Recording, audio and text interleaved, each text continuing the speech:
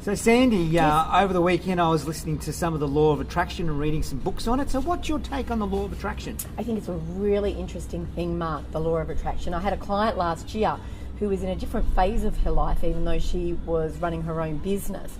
And she was telling me about the fact that she didn't need any money. Well, of course, what's that sending out there? Yeah. I don't need any money, Yeah, right? And it was true. She was going into the stage of her life where, you know, her kids had left home and you know, things were sort of not as, you know, pressurised as when the kids are little and you've got school fees and daycare and all those sorts of things. And she was saying, I don't need any money. And I actually said to her, well, how's your business going? She said, not overly well. And when we actually had a look at it, it was what she was thinking and what she was sending out to the universe, it was bringing back to her. Wow. So we think the thought, and then does the law of attraction bring the thought back to us? Of course it does. It's like an echo, right? Yeah. You put it out there, it comes back. Yeah. So you want to be really careful what you're putting out there, but it's not just what you're speaking about, it's also what you're thinking about. Yeah. So we talk about that there's negative thoughts and positive thoughts. So if we think negative, we put that out to the universe and that's what's going to come back because that's what we attract. But if we think positive, on the flip side, the more positive we think in terms of our mindset, then we attract that. Absolutely, but you can even take it to, you know, passing judgment. You know, someone walks past and thinking, oh, gee, aren't they overweight? They're unattractive. Yeah. All of those things. You're actually saying it to yourself and you're actually setting up, you know, the way that you view yourself. And the law of attraction works in that way. What you're actually saying and what you're thinking, it reverts back to you. So it's everything. That's why your mother used to say, Mark, right? What did she say? Do you remember? Oh, money doesn't grow on trees. You'll never be good at this. You know, all the, you know, and they do that to protect us, obviously, but it just sets up and instills this whole limiting belief. Absolutely, limiting belief.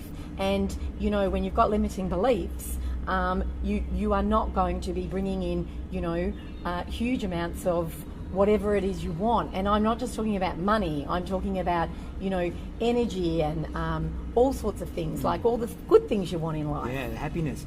Well, so for salespeople that, you know, may have had a bad weekend and it's Monday morning, they might have, you know, got a, you know, parking fine, they might have got a speeding fine, they might have lost some money, whatever it might be, their whole negative thought process can really start the whole week on a really bad way, then that can reflect into their sales. Absolutely. So I had a sales rep many years ago who had done really well in her first 12 months. In her second 12 months, she got stuck in busy. So she got stuck in doing all the things that were reactive rather than proactive. And then she started to lose her confidence. Yeah. And then she was almost desperate to get the sale, and people were literally running away from her. They could feel her desperation. Yeah. So it can start as just a bad day, but it can also feed into a long-term, you know, sort of pattern of actually getting, you know, a lot of negative, you know, response back from your clients. Yeah.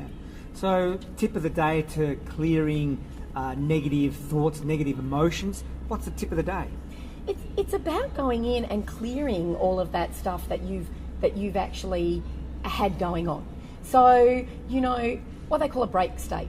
So a break state might be something like, you know, bread's on sale at Safeway is a classic one. And it makes you stop, hang on a minute and reset and reframe your day, because you don't want to be bringing all the stuff that's negative into your next sales call. Yeah, exactly. Negative thoughts bring in, you know, bad things. So try and keep yourself positive, even when you're not and you know things have gone bad. You've got to keep yourself positive, and in that sales environment, always push those negative thoughts away, clear them, and get on with the job of being positive. Absolutely. But think about what those negative things or those things that have happened to you, ask yourself, what did I learn from it? Yeah. Because if it's a speeding fine and you continue to speed, right, you're going to end up losing a license. Yeah. So learn from the first speeding fine and be grateful that it's reminded you that you're not going to get another 3 or 4 and lose your license, because as a salesperson, that's not so good. Awesome.